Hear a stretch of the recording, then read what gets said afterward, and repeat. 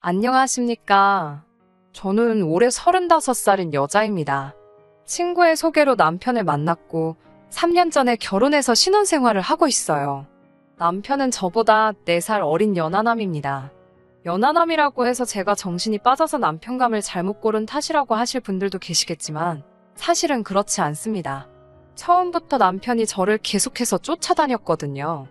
제가 집안이 빵빵한 것도 아니고 남들보다 돈이 많은 것도 아닌데 그저 저 하나만 바라봐주는 남편의 지속적인 구애에 연애를 하게 되었고 결혼까지 하게 되었습니다. 나이가 어리다고 남편이 철이 없던 사람도 아니었고 어른 공경 잘하고 요새 남자들처럼 허세도 없고 소탈한 성격이 마음에 들어 저도 결혼까지 결심하게 되었어요. 결혼하고 나서 처음 2년간은 정말 행복했습니다. 제가 월급으로 벌어오는 게 실수령액 450 정도 되고 남편도 똑같이 회사원으로 월급이 저보다 많지는 않지만 300만 원 이상을 벌고 있었습니다. 남편은 일을 1시간만큼 추가적으로 받는 수당이 있었는데 무리해서 일을 길게 하고 오면 제가 한 달에 벌어오는 액수와 비슷한 금액을 벌어올 때도 있었어요. 신혼 때는 남편이 자기도 돈을 더 많이 벌어야겠다며 제대로 쉬는 날도 없이 일주일에 많게는 70시간씩 일을 하고는 했는데 제대로 쉬는 날도 없이 체력적으로 힘겨워하는 모습을 보니 안쓰러워서 그렇게까지 일을 할 필요는 없다고 제가 뜯어말린 적도 있어요. 일을 뭐하러 그렇게 몸도 제대로 가누지 못할 때까지 하느냐고 묻는 저희 말에 남편은 언젠가 우리 둘 사이에 아이가 태어나면 돈이 필요하지 않겠냐며 그때를 위해 지금 더 버는 것이니 걱정하지 말라고까지 했습니다. 사치도 안 하고 허세도 없는데 저렇게 몸을 갈아가며 열심히 일을 하는 남편이 나이는 어리지만 저보다 어느 부분에서는 더 현명한 사람이구나 하는 생각을 했습니다. 남편과 저 사이에 아이가 없었기 때문에 얼마 전까지의 결혼 생활이 신혼 생활이다 못해 아직도 서로 연애를 하고 있구나 하는 기분이 들기도 했어요. 저도 남편도 서로 아이를 좋아했고 데이트하면서도 딱 우리 부부 또래의 커플이 아이를 데리고 산책하는 모습이나 나들이 나온 모습을 보면 아쉬움이 많이 들기도 했습니다. 저도 나이가 있기 때문에 저희 부모님께서도 더 늦으면 노산이니 하루빨리 아이를 갖는 게 어떻겠느냐 물어보시기도 했지요. 하지만 당장 집안의 주 수입원이 저이기도 했고 양가 도움 없이 시작한 결혼 생활이었기 때문에 아파트 대출이라든지 아직 갚아야 할 돈이 많아서 남편 또한 어느 정도 돈을 더 모으고 시작했으면 하는 눈치였다 보니 아이를 늦게 갖는 걸로 협의를 했습니다. 이제 와서는 둘 사이에 아이가 없는 것이 오히려 전화위복이 되었다고 봐야 하기도 하겠네요.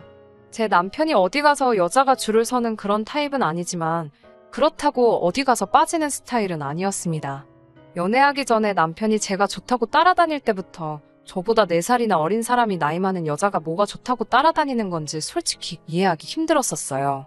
말씀드렸다시피 재벌이가 평균에 비해 나쁜 편이 아닌 건 알고 있지만 그렇다고 남편도 일이 조금 힘들 뿐이지 벌이가 또래에 비해 결코 적은 편은 아니었거든요. 나를 돈 때문에 만나는 것도 아닐 텐데 그래서 연애하면서도 남편한테 또래의 여자나 더 어린 여자들을 만날 수 있을 텐데 왜 나를 만나냐고 물어본 적도 있어요. 좋아하는데 이유가 있냐며 자기 일 열심히 하고 그런 모습이 좋아서 그러는 거라고 대답을 해줬고 정말 제 남편이 그럴 사람이라고는 생각해 본 적도 없습니다. 시댁이나 친정이나 지방이라 서울에서 직장 생활을 하고 있는 우리에게는 거리가 꽤 먼 편이었는데 저도 시부모님께 잘했지만 남편이 우리 부모님에게 하는 것만큼은 되지도 않다고 해도 무방할 만큼 친정에도 잘했습니다. 시댁에서 돼지고기를 먹으면 친정에서는 소고기를 먹는 식으로 보여주기식이 아니라 마음에서 우러나와 하는 거라는 생각이 들 정도로 말이에요. 한 번은 샤인머스켓을 사다 드린 적이 있는데 저희 어머니께서 포도가 참 달다고 하시니 저 몰래 인터넷으로 주문해서 일주일에 한 송이씩은 무조건 배달이 되도록 해놓을 정도였습니다. 저희 어머니도 나중에 한 송이에 얼마인지 가격을 알고 나서부터 그만 사보내도 된다고 하셨는데도 한동안은 계속 배달을 시켰고요. 연하남이라 철딱서니가 없을 줄 알았지만 결혼 후에 보여준 이런 행동들 덕분에 저는 제가 결혼을 잘했다고까지 생각을 했어요. 저라고 자존감이 낮아서 제 외모가 별로고 대단한 남자 얻었다고 생각한 적 한 번도 없습니다. 제 입으로 말하기는 뭐하지만 대학교 다닐 때는 학교 홍보 모델 사진도 찍은 적이 있고 어디 가서 빠진 적 없어요. 지금이야 30대 중반의 평범한 회사원이지만 그래도 틈틈이 운동도 하고 관리도 받으면서 꾸준히 저를 갖고 온 사람입니다. 거기에 제법 다니는 회사도 괜찮은 편이기 때문에 남편에게 매달리거나 의존한 적은 한 번도 없어요. 남편을 만나기 전까지는 저도 제 커리어에 집중을 하느라 취직 이후로는 그렇게 연애를 많이 해본 적은 없는 편입니다. 그래서 제 일을 시작하고부터는 남편이 처음 만난 남자이기는 해요. 그래도 끌려다니거나 한 적은 없고 동등한 부부관계를 유지했습니다. 제가 벌어오는 돈으로 생활을 하고 남편이 벌어오는 돈으로 저금을 했습니다. 각자에게 용돈도 넉넉하게 줬어요. 너무 악착같이 살고 싶지도 않았거든요. 서로 맞벌이였기 때문에 빨래나 청소도 분담해서 했고 식사 준비마저도 돌아가면서 했었을 정도로 우리 결혼 생활에 아무런 문제가 없다고 생각했습니다.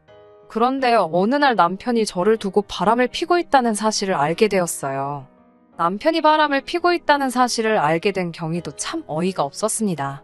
모르는 번호로 전화가 왔길래 받아보니 자신이 익명의 제보자라고 전하면서 남편과 같은 회사를 다니고 있는 여직원이라고 자기를 소개했습니다. 당연히 저는 일면식도 없는 사람이고 이 사람도 자신의 정체를 회사 동료라는 것 이외에는 밝히고 싶지 않아 했는데 아무튼 제 연락처를 어떻게 알고는 저한테 저런 청천벽력 같은 소식을 전해줬어요. 남편이 점심시간만 되면 회사에 있는 구내식당에서 식사를 하지 않는답니다. 자기가 번 돈 가지고 점심 다른 거 좀 사먹는 게 뭐가 문제냐 싶겠지만 언젠가부터 회사 앞으로 어떤 여자가 남편을 찾아온다고 하더라고요. 저에게 이 사실을 제보해준 여직원도 남편이 결혼한 건 회사에서도 다들 알고 있는 사실이니 당연스럽게 그게 저인 줄로만 알았다고 합니다. 그런데 며칠 정도 남편이 그 여자와 만나서 점심을 먹으러 가는데 우리 결혼식에 참석했던 남편 직장 동료 중에 한 명이 저에게 제보를 해준 그 여직원한테 결혼식에서 봤던 분하고 조금 다른 것 같다는 말을 했고 그 사람도 그 말을 듣고 호기심이 생겨서 어떻게 남편 결혼식 사진을 인터넷에서 찾아내가지고는 그 사람이 제가 아니라는 사실을 확인했다고 하더라고요. 하지만 처음에는 남편을 찾아오는 그 여자도 매일같이 찾아온 게 아니었다고 합니다. 그런데 그 횟수가 일주일에 한 번에서 두 번에서 세 번 자꾸 늘어나게 되었고 회사 입구에서부터 팔짱을 낀다거나 하는 애정행각을 벌이고 있는 모습을 몇 번 보게 되고는 회사에 등록된 남편의 비상연락망을 통해 제 번호를 알아내서 저한테 연락을 하게 되었다는 거죠. 그 당시에는 그냥 이 여자가 저한테 오지랖을 부리고 있는 거라 생각했어요. 팔짱을 꼈는지 안 꼈는지는 충분히 어떤 장면이 여러 사람들 입을 거치며 와전이 될 수도 있는 부분이라고 생각했고 남편을 찰석같이 믿었으니까요.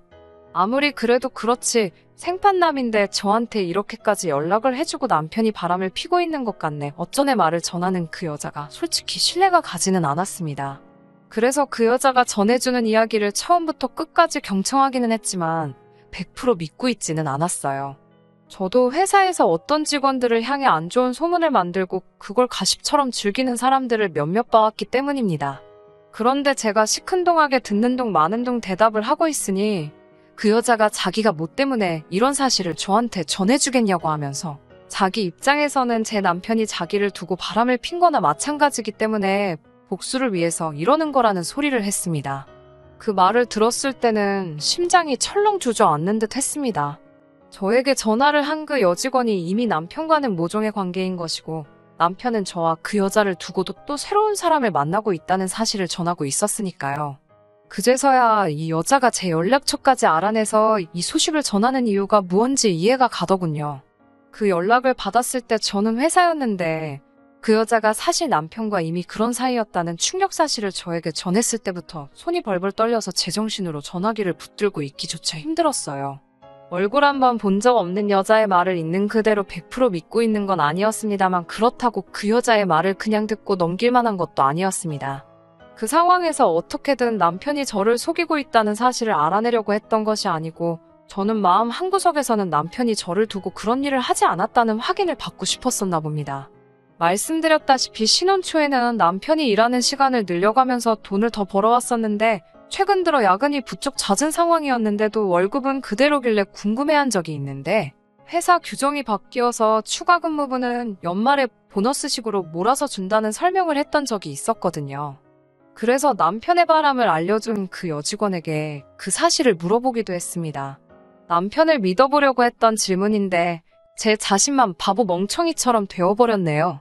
세상 어느 회사가 추가 근무한 돈을 연말에 보너스식으로 몰아주겠냐고 저를 아주 세상 물정 모르는 여자처럼 생각하더라고요. 야근이 부쩍 잦아진 건 이미 오래전부터였는데 남편이 또 내년이 돼서는 저에게 어떤 변명을 했을런지는 모르지만 제가 의문을 가지고 있는 점을 얼렁뚱땅 넘겼다는 사실 또한 알게 되어 버렸네요.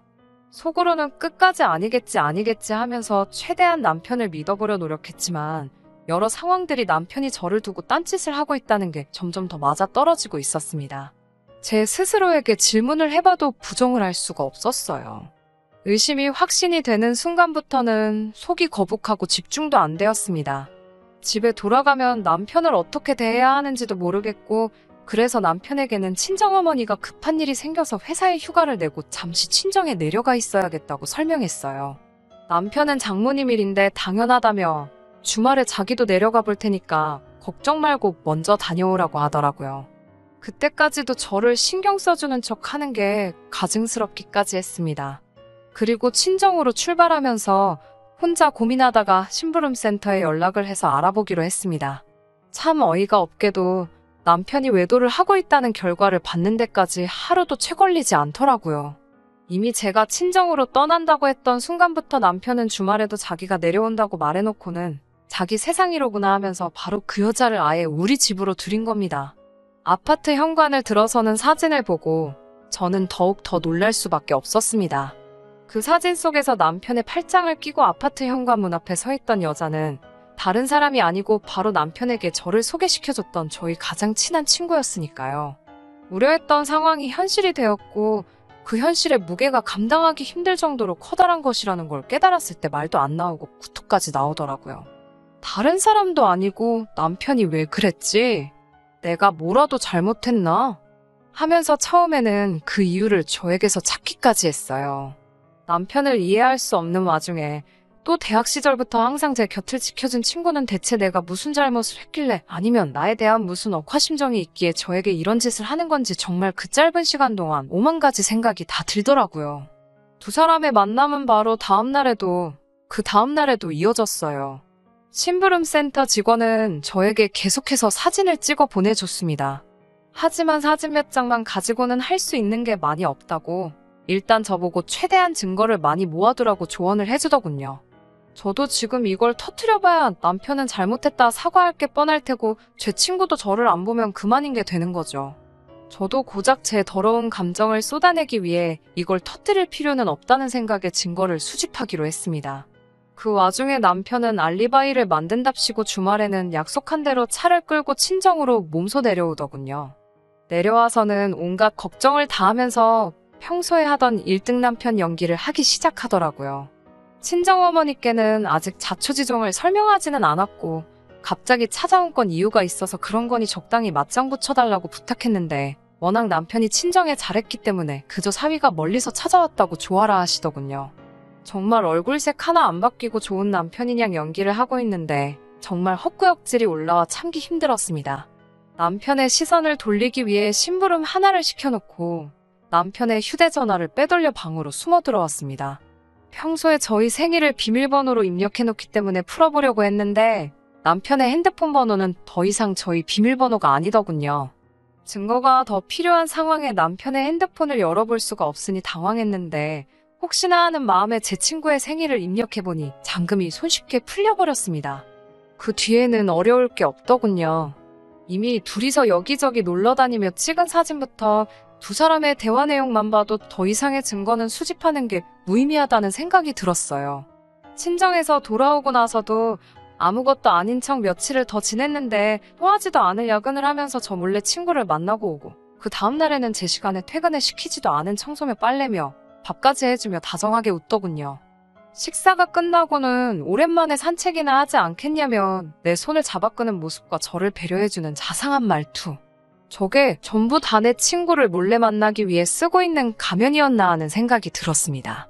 애초에 두 사람이 그렇게 될 사이였다면 왜 나를 소개시켜주고 결혼까지 하게 만들어 이 마음고생을 하게 만드는지 싶었어요. 그 생각에 저도 모르게 눈물이 흘렀는데 남편이 갑자기 우는 제 모습을 보고 깜짝 놀라면서 왜 우냐고 물어보더군요. 여태까지 참아왔는데 순간의 감정 때문에 남편에게 모든 사실을 알고 있다는 걸 터뜨릴 수는 없어서 그냥 갑자기 그런다고 대충 둘러대고 넘어갔습니다.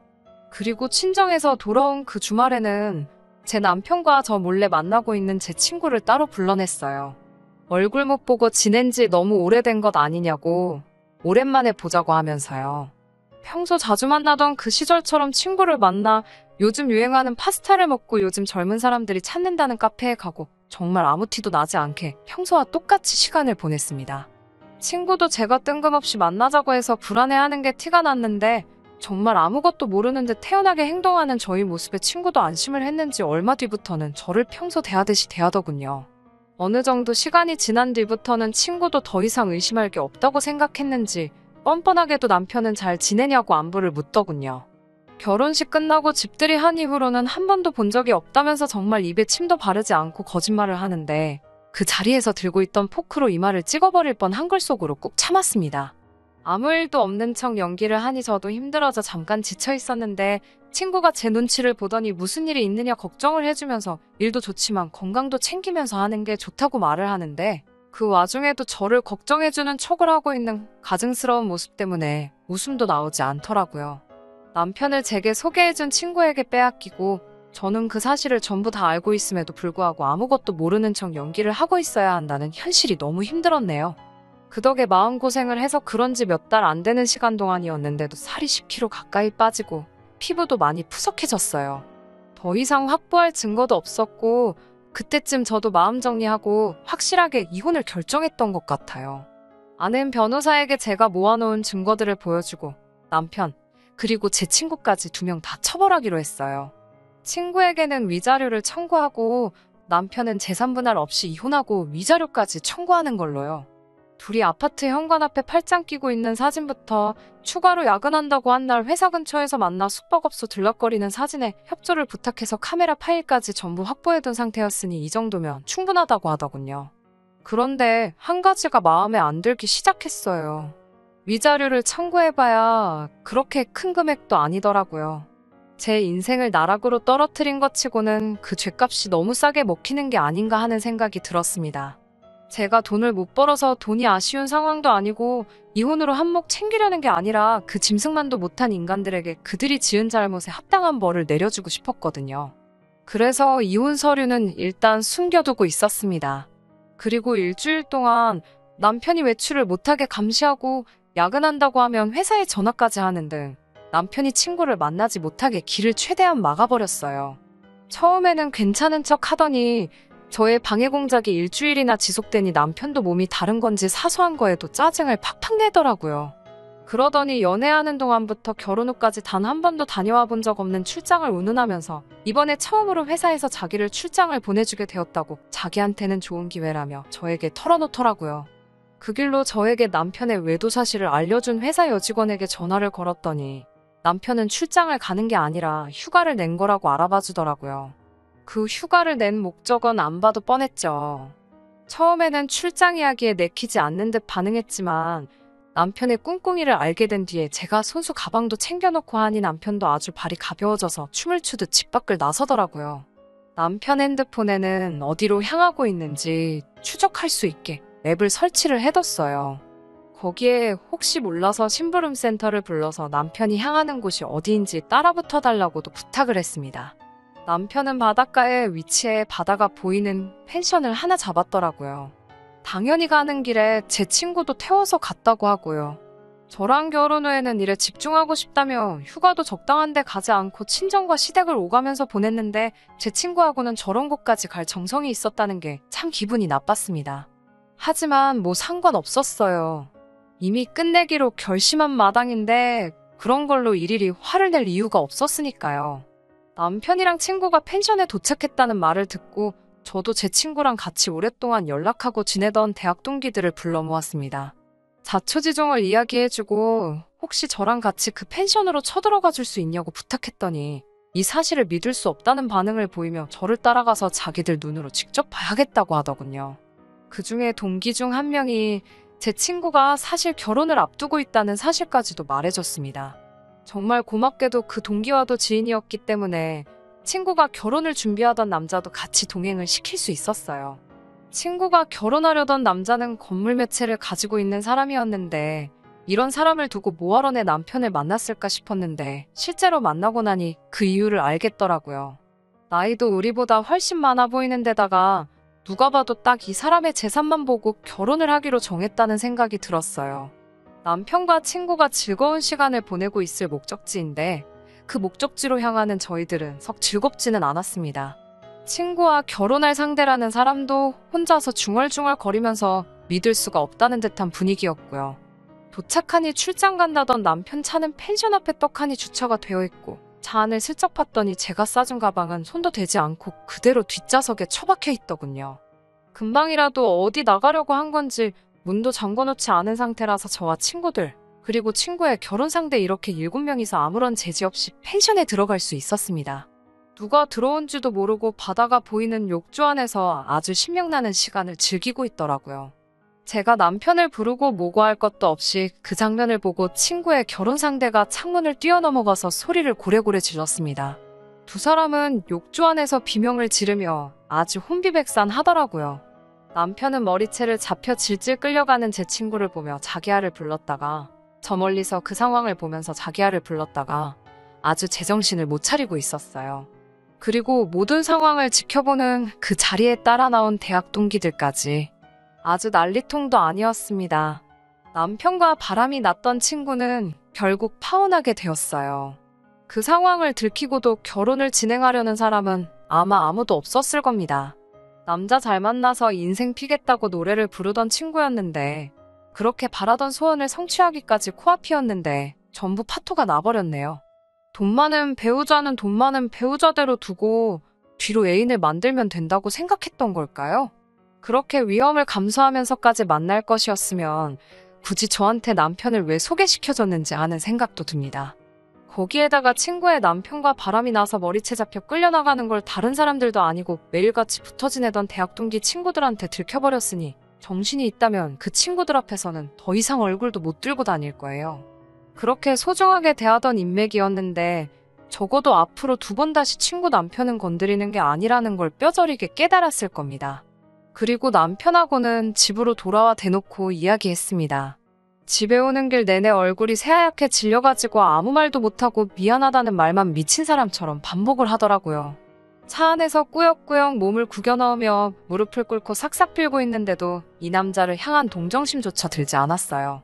위자료는 당연히 청구할 거고 지금 다니는 회사라도 조용히 다니고 싶으면 좋은 말로 할 때 알아서 짐 싸서 나가라고 했어요. 집에서 나가란 말을 하자마자 운전하고 있는 제 팔을 부여잡고 그러는 게 어디 있냐고 하면서 그건 너무한 거 아니냐 질질 짜기 시작했습니다. 너무한 게 지금 누구냐, 이렇게 될 거 모르고 그랬냐고 따지니 제가 바빠 보여서 방해하고 싶지 않았다는 되지도 못할 변명을 늘어놓더군요. 그래서 그 길로 차를 돌려서 시댁으로 향했습니다. 처음에는 의아해하다가 차가 시댁 근처로 향하는 걸 눈치챈 남편이 거기를 왜 가냐면서 가지 말라 소리치더라고요. 차에서 뛰어내릴 용기는 없던 건지 결국 제가 차를 몰아 시댁에 도착할 때까지 그러지 말란 소리만 하고 꼼짝도 못하고 따라왔습니다. 어서 니네 부모님 한테 가서 네가 뭔 짓을 했는지 낱낱이 고하고 이혼하기로 했다는 소식도 네 입으로 직접 전하라고 했더니 고집을 부리며 차에서 내리지 않더라고요. 그래서 저 혼자 내려가지고는 그러면 너네 부모님을 직접 모셔올 테니 밖에서 하라고 한마디 쏘아붙이고 시댁 방향으로 몸을 옮기니 그제서야 차 밖으로 손살같이 기어나와서는 제 발목을 붙잡고 용서해달라 늘어지더군요. 결국 바깥에서 나는 소음 때문에 동네 사람들부터 시부모님까지 나오셨어요. 웅성웅성하는 가운데 남편한테 네가 뭘 했는지 말하라 했더니 아무 말도 못하고 있길래 저도 여러 사람들 앞에서 나 부끄럽고 하니 그냥 남편이 내 친구랑 바람이 나서 빨가벗고 즐기고 있던 걸 머리끄댕이 잡아서 데리고 온 상황이라고. 이혼할 거고 아드님은 땡전 한 푼 없이 집만 챙겨서 그대로 보낼 테니 그렇게 아시라고 말씀드리고 제 발목 붙들고 놓을 줄 모르던 남편의 팔을 뿌리치고 저 혼자 차 타고 집으로 올라왔습니다. 저는 간단하게 짐을 챙겨서 회사에 사정을 말하고 독신자 숙소에서 머물기로 했어요. 집을 남편에게 양보한 건 아니고 이혼 마무리될 때까지 마주치지 않으려고 그랬습니다. 이혼하는 과정에서 또 지저분한 일이 있기는 했지만 결국 위자료 청구와 재산 분할도 제가 원하던 대로 진행이 되었고 큰 탈 없이 이혼하게 되었습니다. 뿌린 대로 거둔다고 얼마 전에 듣자 하니 남편은 저한테 외도 소식을 전해준 여직원분이 또 한 번 회사 내에서 응징을 해줬더군요. 이혼하고 나서도 회사에는 비밀로 하고 숨죽여 지냈던 것 같은데 그 여자가 아주 큰맘 먹고 자기도 피해를 볼 작정으로 남편에 대한 모든 사실을 회사에 알렸더군요. 그 여직원도 남편도 결국 회사 내에 남아있을 만한 상황이 되지 않았고 특히 남편의 경우는 외부에 이 사실이 새어나가면 회사 이미지에 좋을 것도 없으니 권고사직을 당하게 되었답니다. 그리고 동기들로부터 친구의 소식도 전해 듣게 되었어요. 친구 또한 결혼할 남자가 사실은 친구가 다니는 회사의 고객 중에 한 명이었다고 합니다. 처음부터 돈 때문에 접근한 것도 맞지만 결혼을 앞두고 바람을 핑계 걸려버렸고 그 결혼할 남자분이 친구 회사에서 입김 좀 쓰는 큰손이었던지라 친구도 회사에서 버티고 있을 수가 없었나 봐요. 남편처럼 권고사직을 당한 건 아니지만 지금은 지방으로 발령이 나서 아는 사람 한 명 없는 오지에서 월세 생활을 하고 있다고 하네요. 원래 학교 다닐 때부터 저보다 잘 나가던 친구였으니 알아서 그 오지에서라도 돈 많은 남자 물어서 잘 살았으면 좋겠네요. 이혼이 끝나고 남편과 함께 살던 집에 돌아오니 그 수많은 사건들이 있었어도 집은 그대로더라고요. 물론 남편의 짐이 빠져서 조금 휑해지긴 했지만 말이에요. 그래도 한참을 사랑했고 함께한 사람인데 그 빈자리가 느껴지지 않을 정도로 배신감이 크네요. 차라리 아이를 늦게 갖기로 한 것이 참 잘한 일 같아요. 아이가 있었으면 아이 때문에라도 이 모든 사건들을 가슴에 묻었을 수도 있으니까요. 다시 결혼을 할 생각은 없지만 그래도 다음에 만날 사람은 적어도 저를 배신하지 않을 만한 사람을 찾아봐야겠네요. 한동안 혼자겠지만 인생 종 쳐버린 남편이나 제 친구처럼 불쌍하게 살지 않고 보기 좋게 떵떵거리며 살 수 있게 노력해야겠습니다. 끝까지 들어주셔서 감사합니다. 오늘의 사연은 여기까지입니다. 구독과 좋아요, 알람 설정 부탁드리고 더 좋은 사연으로 다시 찾아뵙겠습니다. 감사합니다.